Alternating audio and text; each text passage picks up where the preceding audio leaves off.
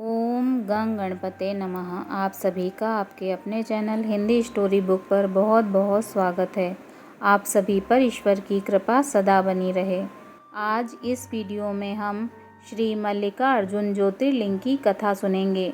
आंध्र प्रदेश में कृष्णा नदी के तट पर दक्षिण का कैलाश कहे जाने वाले श्रीशैल पर्वत पर श्री मल्लिकार्जुन ज्योतिर्लिंग स्थित है। महाभारत, शिव पुराण तथा पद्म पुराण आदि धर्म ग्रंथों में इसकी महिमा और महत्ता का विस्तार से वर्णन किया गया है।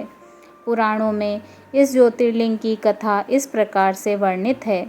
एक समय की बात है, भगवान शंकर जी के दोनों पुत्र श्री गणेश और श्री कार्तिकेय स्वामी विवाह के लिए परस्पर झगड़ने लगे। प्रत्येक का आग्रह था कि पहले मेरा विवाह किया जाए।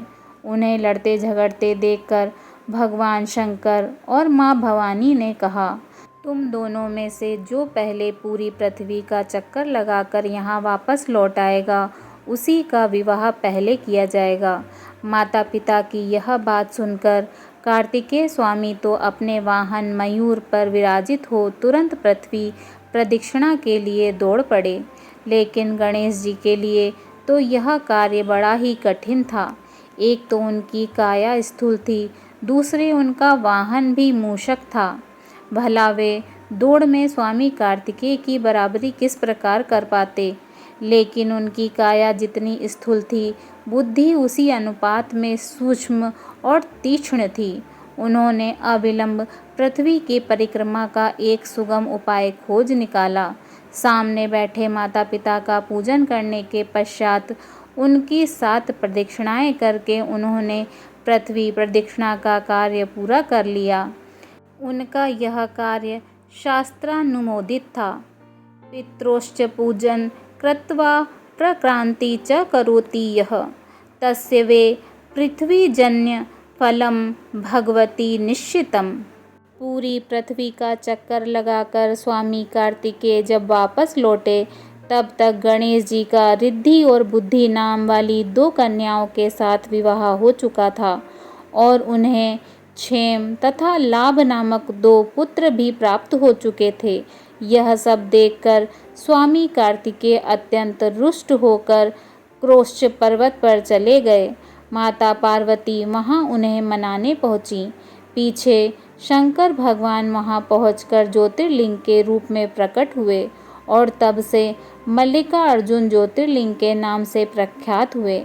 इनकी अर्चना सर्वप्रथम मल्लिका पुष्पों से की गई थी। मल्लिकार्जुन नाम पड़ने का यही कारण है। एक दूसरी कथा यह भी कही जाती है, इस शैल पर्वत के निकट किसी समय राजा चंद्रगुप्त की राजधानी थी।